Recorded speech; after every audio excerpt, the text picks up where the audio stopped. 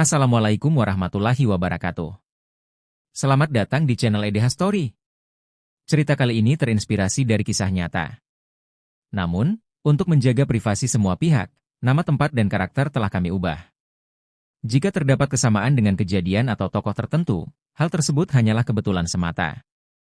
Pastikan Anda menonton cerita ini sampai selesai agar tidak terjadi kesalahpahaman. Sebelum cerita dimulai, saya mohon keikhlasan Anda untuk memberikan like dan subscribe pada channel ini. Semoga Anda selalu diberi kesehatan, kebahagiaan, dan kelancaran rezeki. Mari kita mulai kisahnya. Langit Jakarta dipenuhi kembang api yang meledak dalam berbagai warna, merayakan pergantian tahun yang gemilang. Di tengah sorakan ribuan warga yang memadati balai kota, dua sosok yang pernah menjadi rival sengit kini berdiri di atas panggung yang sama. Ahok, dengan senyumnya yang khas, menyapa penonton, sementara Anies berdiri di sampingnya, tersenyum penuh wibawa. Perayaan itu, bagi banyak orang, adalah momen simbolis yang menandakan harapan baru bagi persatuan. Publik terhenyak melihat mereka berbagi tawa dan saling melempar komentar ringan yang mengundang gelak tawa hadirin. Ternyata kita bisa akur juga, ya celetuk Ahok, disambut senyum lebar dari Anies. Orang-orang di antara kerumunan mulai berbisik, memotret, dan memvideokan momen itu. Apakah ini pertanda rekonsiliasi politik yang sudah lama dinantikan? Namun, di balik panggung, suasana tidak sepenuhnya hangat. Tatapan mata mereka terkadang menyiratkan sisa-sisa ketegangan dari masa lalu. Meskipun malam itu mereka berbagi panggung, luka lama dari pertarungan politik mereka masih membekas. Tapi satu hal yang pasti, malam itu adalah awal dari sesuatu yang baru, entah itu perdamaian atau justru babak baru dalam rivalitas mereka. Kilas balik ke tahun 2017, Pilkada Jakarta menjadi panggung pertarungan politik paling panas yang pernah ada.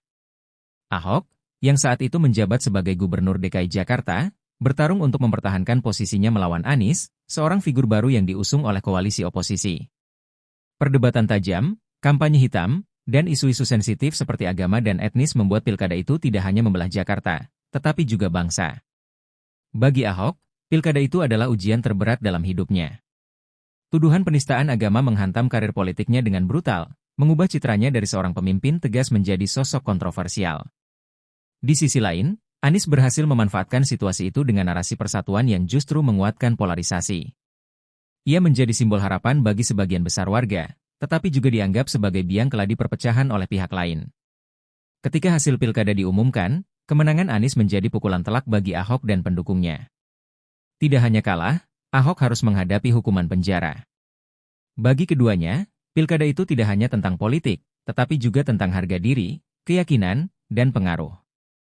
Luka yang mereka bawa dari masa itu masih terasa bahkan bertahun-tahun kemudian.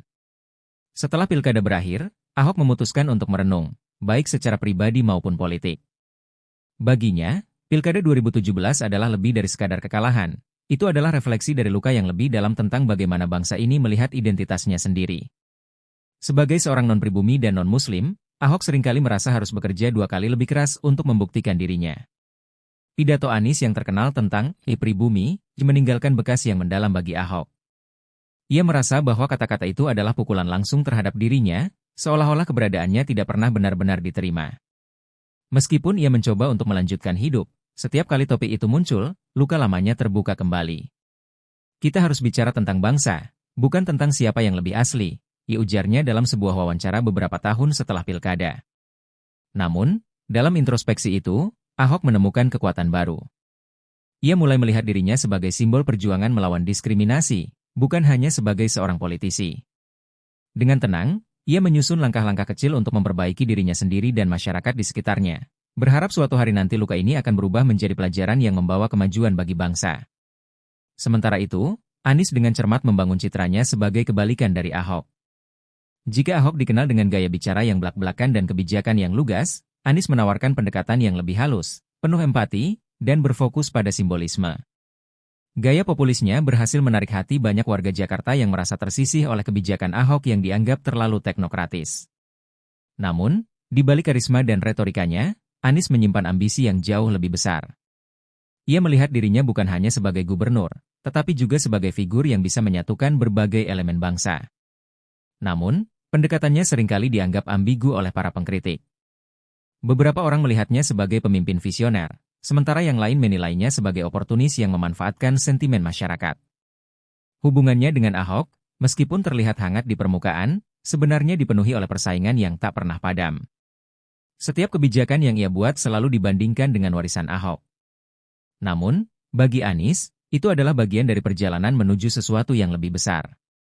Baginya, persaingan ini bukan sekadar tentang Jakarta, tetapi tentang masa depan politik Indonesia. Pilpres 2024 menjadi arena besar yang penuh kejutan, dan bagi Ahok maupun Anies, itu adalah pertaruhan besar. Ahok maju sebagai calon wakil presiden dari koalisi progresif, sementara Anies mencalonkan diri sebagai presiden dengan dukungan kubu konservatif. Keduanya berkompetisi dalam narasi yang berbeda, namun memiliki tujuan yang sama, mengukuhkan pengaruh di panggung nasional.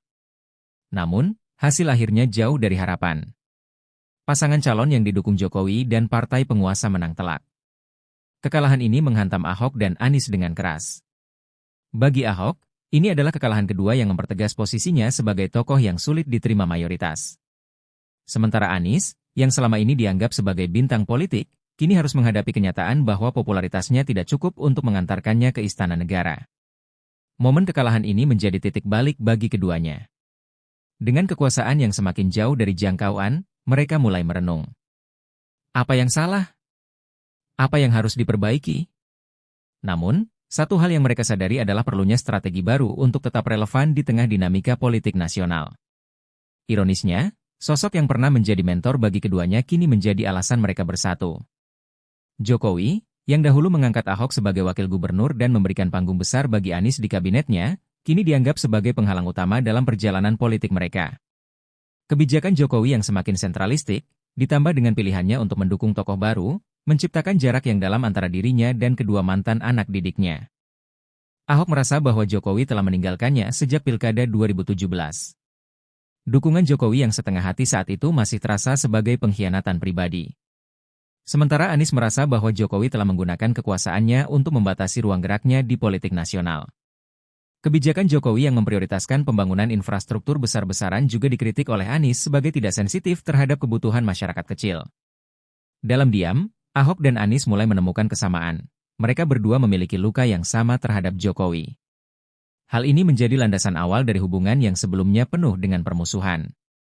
Dari sini, bibit kerja sama mulai tumbuh, meskipun masih dibayangi oleh rasa saling curiga.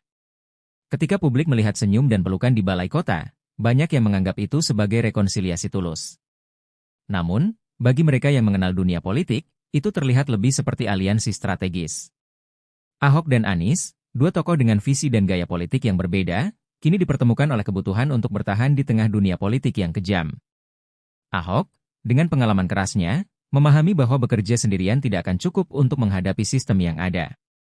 Sementara Anies, yang selama ini piawai memainkan retorika, tahu bahwa ia membutuhkan seseorang seperti Ahok untuk memperkuat citra serius dan kredibilitasnya di mata publik. Hubungan mereka menjadi simbiosis, di mana masing-masing mencoba memanfaatkan yang lain untuk kepentingannya sendiri. Namun, di balik layar, pertanyaan besar tetap ada, sejauh mana keduanya dapat saling percaya? Bagi Ahok, bayangan masa lalu Pilkada 2017 masih sulit dilupakan.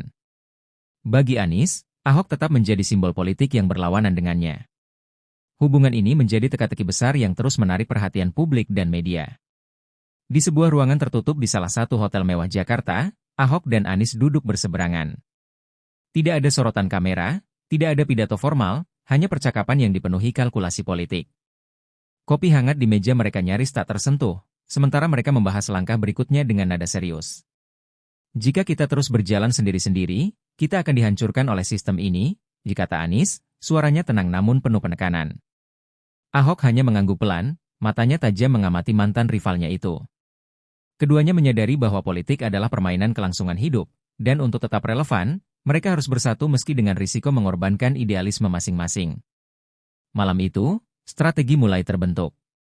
Mereka sepakat untuk memainkan di panggung sandiwara di depan publik, memperlihatkan persatuan demi meraih simpati rakyat.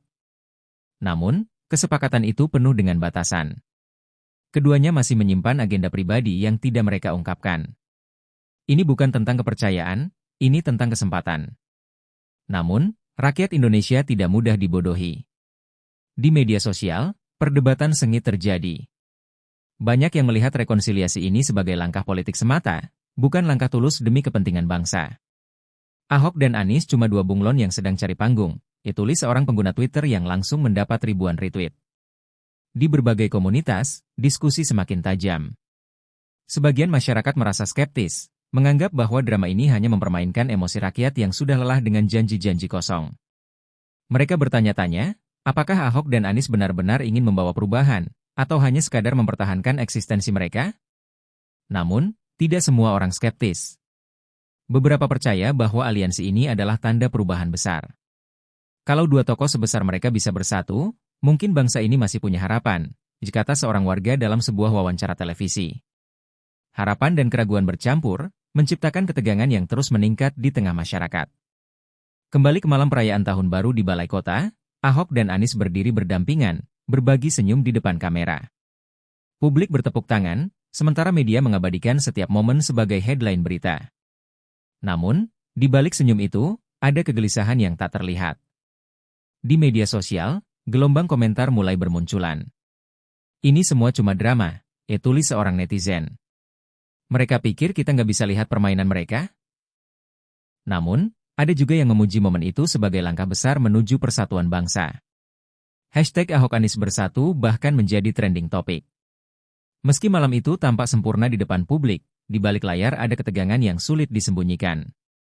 Ahok dan Anies sadar bahwa setiap langkah mereka kini diawasi dengan ketat. Perayaan di Balai Kota itu mungkin menjadi simbol awal perubahan, tetapi juga membuka pintu bagi kritikan dan spekulasi yang lebih besar. Seiring waktu, publik mulai menyadari pola dalam perilaku politik Ahok dan Anies. Mereka adalah bunglon yang berubah warna sesuai kebutuhan. Ketika mendekati pemilih progresif, Ahok mempromosikan narasi reformasi. Di sisi lain, Anies tetap menggunakan retorika yang membangkitkan nostalgia masyarakat konservatif. Namun, publik semakin kritis. Mereka mempertanyakan integritas keduanya. Bagaimana mungkin dua tokoh dengan latar belakang dan ideologi yang bertolak belakang tiba-tiba bersatu? Apakah ini benar-benar demi bangsa, atau hanya permainan untuk menjaga karir politik masing-masing? Narasi bunglon ini semakin kuat ketika media mengungkap beberapa kontradiksi dalam pernyataan mereka. Kepercayaan publik mulai goyah, tetapi Ahok dan Anies tampaknya tak peduli. Mereka terus memainkan peran mereka, berharap strategi ini akan membuahkan hasil di masa depan. Lawan politik mereka tidak tinggal diam. Serangan datang dari berbagai arah. Para tokoh oposisi mengecam rekonsiliasi ini sebagai kemunafikan. Ahok dan Anies tidak peduli dengan rakyat. Mereka hanya peduli dengan kursi, ujar salah satu anggota parlemen dalam debat di televisi nasional. Media juga mulai menggali lebih dalam. Beberapa laporan investigasi menunjukkan bahwa di balik pertemuan rahasia mereka, ada donatur politik yang mendukung aliansi ini demi kepentingan ekonomi. Hal ini semakin memperburuk citra mereka di mata masyarakat. Meski diterpa kritik, Ahok dan Anies tetap melangkah maju. Mereka menolak memberikan komentar atas serangan tersebut, memilih untuk fokus pada narasi besar mereka, persatuan demi masa depan bangsa. Namun, bisakah mereka bertahan dari badai kritik ini? Menjelang tahun baru 2025, Ahok dan Anies mulai menggulirkan wacana baru. Dalam beberapa pidato bersama, mereka berbicara tentang Indonesia baru, yang lebih inklusif dan berkeadilan. Kami pernah menjadi rival, tetapi kini kami bersatu untuk masa depan bangsa, ujar Anies di salah satu acara televisi. Namun, banyak yang merasa skeptis. Janji-janji tentang persatuan dan perubahan seringkali terdengar seperti retorika kosong. Beberapa kelompok masyarakat mulai mengorganisir aksi untuk menuntut transparansi dan kejelasan dari aliansi ini. Di tengah hiruk-pikuk itu, Ahok dan Anies tetap melangkah dengan keyakinan.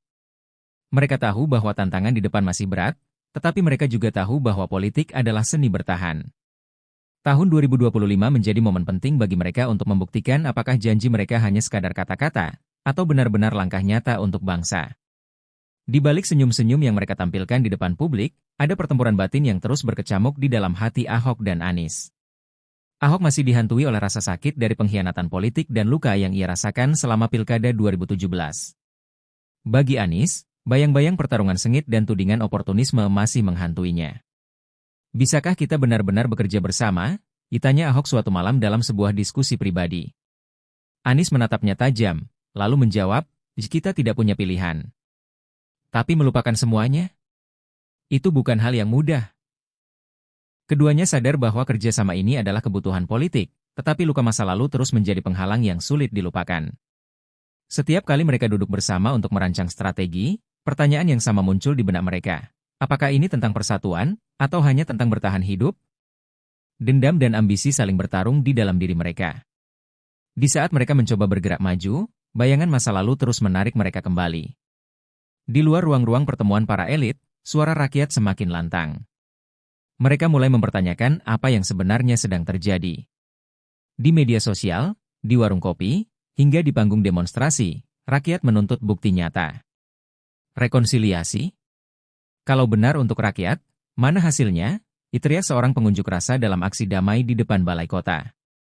Narasi yang dibangun oleh Ahok dan Anies, meskipun penuh dengan kata-kata indah, mulai kehilangan daya tarik. Rakyat merasa bahwa mereka hanya menjadi penonton dalam drama politik yang dimainkan oleh elit. Sebagian besar merasa bahwa janji-janji persatuan tidak lebih dari sekadar alat untuk memperpanjang karir politik keduanya. Namun, Ahok dan Anies tetap mencoba mempertahankan narasi mereka. Dalam pidato-pidato bersama, mereka berbicara tentang masa depan bangsa, tentang harapan, dan tentang perlunya bersatu di tengah perpecahan. Tetapi semakin besar jurang antara retorika dan kenyataan, semakin sulit bagi rakyat untuk percaya. Sejarah tampaknya mulai berulang. Ahok dan Anies, meskipun terlihat bersatu di permukaan, mulai menunjukkan retakan dalam aliansi mereka. Kepentingan pribadi perlahan-lahan menggerus komitmen yang mereka bangun. Dalam rapat-rapat tertutup, perdebatan mulai memanas. Kamu hanya peduli dengan citramu sendiri, dituding Ahok dalam sebuah pertemuan. Anies hanya tersenyum tipis dan menjawab, bukankah kita berdua begitu? Situasi ini mengingatkan publik pada aliansi-aliansi politik sebelumnya yang berakhir dengan pengkhianatan. Banyak yang mulai melihat tanda-tanda bahwa kerjasama ini tidak akan bertahan lama. Meskipun mereka berusaha keras untuk mempertahankan citra persatuan, dinamika internal menunjukkan bahwa kepentingan pribadi lebih besar daripada visi bersama. Kesalahan-kesalahan lama kembali muncul, janji-janji yang tak terpenuhi, keputusan yang didasarkan pada ambisi, dan kurangnya koneksi nyata dengan rakyat. Aliansi ini, yang awalnya dipandang sebagai simbol harapan, mulai kehilangan kepercayaan publik. Momentum besar akhirnya tiba. Sebuah forum rakyat yang disiarkan langsung di televisi nasional mengundang Ahok dan Anies untuk menjawab pertanyaan dari masyarakat secara langsung. Dalam forum itu, keduanya menghadapi serangan tajam dari berbagai elemen masyarakat. Seorang ibu rumah tangga mengajukan pertanyaan yang membuat suasana hening. Pak Ahok, Pak Anies, apakah rekonsiliasi ini benar-benar untuk kami? Atau hanya untuk ambisi kalian sendiri? Pertanyaan itu membuat keduanya terdiam sejenak. Anies mencoba menjawab dengan retorika, tetapi terdengar hampa. Ahok, dengan gaya belak-belakannya, hanya berkata, kita semua punya ambisi, Bu. Tapi kami juga punya niat. Namun, rakyat tidak lagi terbuai oleh kata-kata. Forum itu menjadi ajang bagi masyarakat untuk menuntut bukti nyata.